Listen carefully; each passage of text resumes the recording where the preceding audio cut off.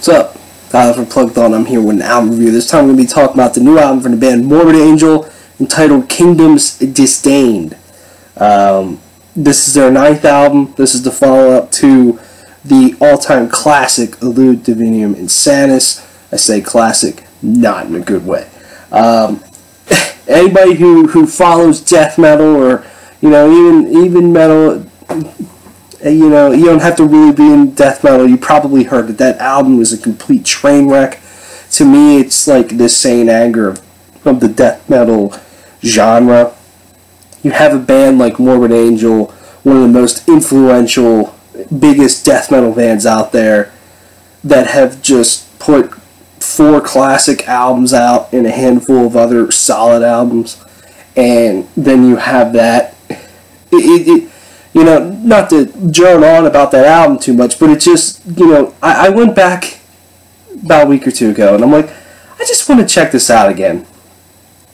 And it just blows my mind that they thought that was a good album, or that was okay to put out. I'm all for experimentation, trying new things, but man, that was just completely in the wrong fucking direction. Tracks like Too Extreme is like, oh my god, I can't stand this, and the drums and the vocals and everything. And it's unfortunate to me that when you go on Spotify, for example, I Am Morbid is the most popular and played Morbid Angel track at over 1 million plays, I think. Then it's other classic stuff, but like, that's such an unfortunate thing to me. Anyways, they got rid of David Vincent, who was their original singer, played on all their classic albums, Altars of Madness, Covenant, and they got Steven Tucker back, who played on Gateways to Annihilation, Formulas Fatal to the Flesh, which I think, and Heretic, at least those first 2 there, I think are solid. There's a lot of really fun, heavy fucking songs on there. There's still more an Angel. They're a little bit different. They're a little bit more death metal feeling, in my opinion, like more traditional death metal, mostly because of Steven Tucker. So it's cool that they got them back for this album, and I will say that I think this album is not bad. It's good. It is not knocking my socks off in the way that I was hoping it would. But what it is it's a return to form for Morbid Angel. It's a return to who they are, even they're even still doing things a little bit differently, and the overall vibe of this album just feels different. Right away with Piles of Little Arms that opens up the track. It's the first single they released. It just right away says like, hey, forget about that last album, dude. We're fucking Morbid Angel. We're death metal. Here you go, sort of thing. And I think that's good. But then there's some other moments on here where I feel there's some definite different vibes going on with this album. And yes, it is a Morbid Angel album. It is death metal. And there are some of those Morbid Angel riffs that I just love. Those dirty, crunchy, slow, crawling riffs with Morbid Angel that just feel so evil. And they pull it off so well. Some of their old classic stuff, when they do those sort of riffs, it's like, the production and the sound of those albums just make it stand out. And some of those moments stand out here. They sound different. The overall sound of this album, I just feel, is something different for Morbid Angel that they haven't had before. It's a little bit more on the heavier and thicker side.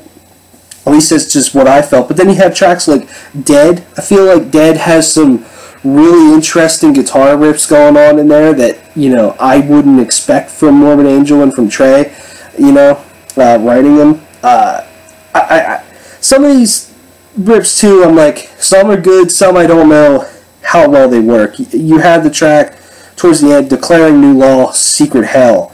It kind of has this just simple build-up, vocals come in, and then it gets into a really goofy, fun drum beat that I don't know how well it fits for Morbid Angel. I'm glad that they tried it, and some may find that to be fun, because it does have a groove to it. It makes you want to bounce and bob your head and stuff, but it comes off a little, I don't know, just a little corny. Not that I want Morbid Angel to be serious all the time, but it's just like, I don't know about this drum beat. But hey, they're trying new things, and that's fine. And then you have, you know, one of my favorite tracks on here, Paradigm's Warped, which is so fucking heavy.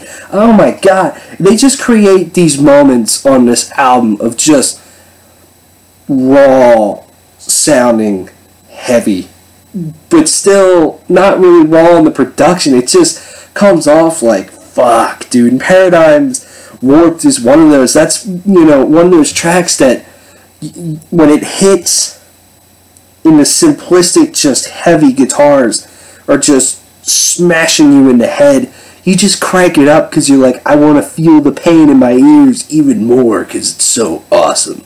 You know? You take Architects and Iconoclast, Gardens of Disdain. I think those are two other really solid tracks that just feel heavy and have good riffs to them and some nice vocal hooks. For No Master is another one that has a nice vocal hook to it.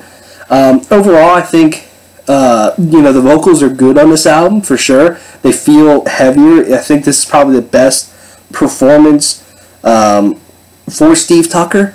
And you know, in terms of just, you know, I feel like there was a little bit more range used. I feel like he sounds well on this album. He sounds good. The only thing I'll say about this album, too, is, like I said, there's some moments where I'm like, I don't know if this works, but I'm glad you tried it, sort of thing. It's just a little bit of the songwriting. And some of the songs I mentioned, you know, Paradigm's Warped, Architect, and Iconoclast, Pile of Little Arms, I think those are good tracks. They stand out. But some of these songs just truly, truly sound the same to me. And it's something, even after repeated listens since this album released December 1st, I just cannot get past some of the songs, and some of them just really, really, really blend together, more so than any other, than a death metal album that I have listened to recently, you know? Because sometimes it can happen with any genre, for sure, but I feel death metal is a little bit of an easier genre to just kind of sound the same all the time with. Look, I'm not trying to just show a genre. Death metal is one of my favorite things. I have hundreds of death metal albums. I fucking love it, you know? But it's just on here, some of these songs just sound the same in terms of riffs, in terms of pacing, in terms of vocals. Sometimes there's just a lot of vocals in the songs, you know? So I think this is a good return to form for Morbid Angel. It's what they needed to do. I'm just hoping that, you know, let's take what they have here, a new sort of different sound, some different vibes going on, still trying some new things, but let's try to differentiate all the songs even more and just push ourselves, you know, creatively in songwriting. I think it's cool to have Morbid Angel back, kind of doing what they are meant to do. They haven't put out like a true death metal album in like over a decade now, so it's awesome, you know. I just hope they keep pushing it moving forward.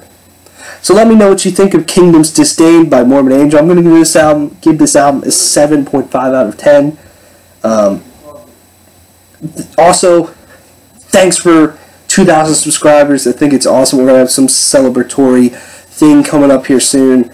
And I mean, seriously, thank you. It's 2,000 more than I ever would have expected starting this channel a few years ago. And it's, you know, something I love doing. So this and Intervals are the final full reviews of 2017.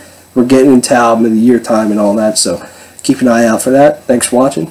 See you later.